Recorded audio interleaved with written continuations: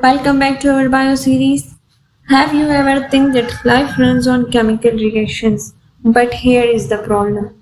Most of these reactions would take millions of years to finish on their own. But yet inside our bodies, they happen in just fractions of a second. How?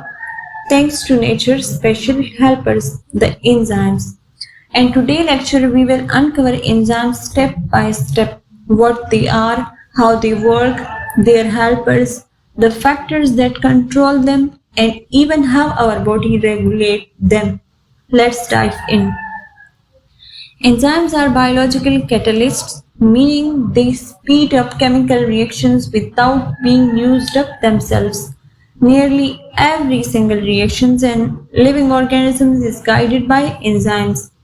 In fact, if you take the sum of all reactions happening inside your body, we call that metabolism. And who's running metabolism? Enzymes. Structurally, enzymes are protein made up of amino acid, and they work in very specific regions called the active site. Imagine this active site is the workshop of the enzymes where the real magic happens. Now, how do enzymes actually work? Scientists first explain it using the lock and key model. Think of the substrate as a key and the enzyme as the lock. Only the correct key fit the lock. But later we refined this with the induced fit model, which says that enzyme is not a rigid lock but a flexible one. The enzymes can slightly adjust its shape to perfectly fit the substrate. But why is this important? Because enzymes lower something called activation energy. That's the extra energy needed to kickstart a reaction. Without enzyme, the reaction is like climbing a steep hill. With enzymes, the hill is flattened, making the reaction easier and much faster. An enzyme is like a tutor. It doesn't change the subject, but it makes learning faster and easier. But here is the twist. Enzymes don't always work alone. Many need helpers called cofactors. Cofactors can be thought of as switches that turn enzymes on or off.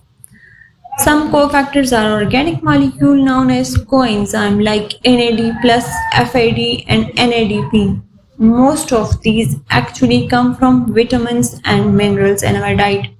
For example, if the body lacks vitamin B, it can lead to diseases called beriberi, simply because coenzymes are not being produced. Now think of this analogy, an enzyme is like a mobile phone. A phone can turn on, you can play games, even connect to Wi-Fi. But to make calls and fully function, it needs a SIM card. Similarly, an enzyme might exist without a cofactor, but to perform its specific job, the cofactor, the SIM card must be inside. Next, how do we name and classify enzymes? Scientists group them based on the type of reactions they catalyze. Now, the enzyme carrying out redox reactions are called oxidoreductase, while those transferring functional groups from one molecule to another are called transferases.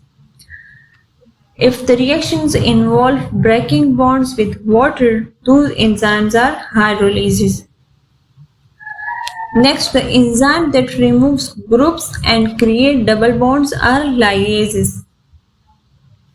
And rearranging molecules without adding or removing anything, that's done by isomerases. And finally, joining two molecules together is the job of ligases. But enzymes are sensitive. Their activity depends on conditions. Let's look at the factors affecting their speed. First factor is the temperature. Enzymes work fastest at their optimum temperature. For mammals like us, that's around 40 degrees Celsius. Interestingly, if you increase the temperature by 10 degrees, the reaction rate often doubles or triples. This is called the Q10 effect. But if the temperature gets too high, the enzymes can denature, can lose its structure and function. The next factor is pH. Most enzymes in our body work best around neutral pH. It's about 7 to 8. But there are exceptions. Protease enzymes in the stomach work perfectly at pH 1, which is a very acidic environment.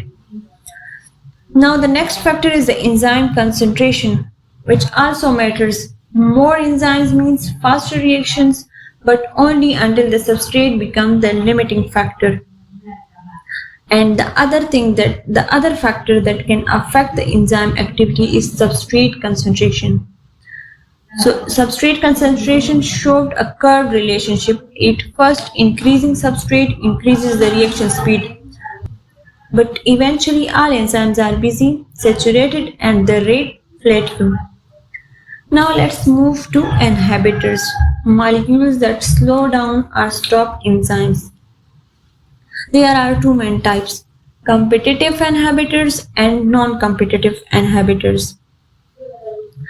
Competitive inhibitors look very similar to the substrate. They compete for the enzyme's active site. Imagine you walk into an exam hall and someone has already sat in your seat. That's a competitive inhibitor. While on the other hand, non-competitive inhibitor binds somewhere else on the enzyme, changing its shape so the substrate can no longer fit.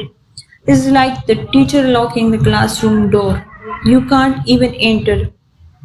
Now the poisons like cyanide, heavy metals, and some insecticide work as a non-competitive inhibitors. And finally, the feedback mechanism. This is the body's smart way of regulating enzyme activity. The end product of a pathway often goes back and inhibits the very first enzyme in the sequence. Why?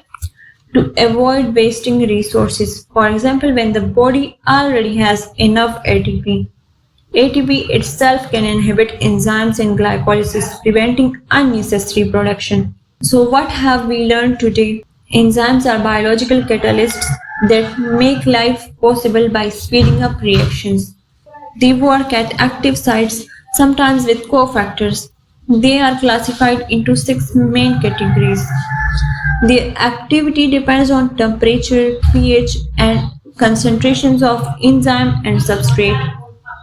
They can be inhibited in competitive or non-competitive way, and they are regulated through feedback to maintain balance. Enzymes are not just an exam topic, they are the reason you and I are alive right now. In our next class, we will put this knowledge into practice by solving MCQs and tricky exceptions problems on enzymes. So make sure you don't miss it, and remember, biochemistry is not a burden. It's a story, and I will keep telling it in the simplest way possible. Don't forget to like, share, and subscribe because here science feels alive.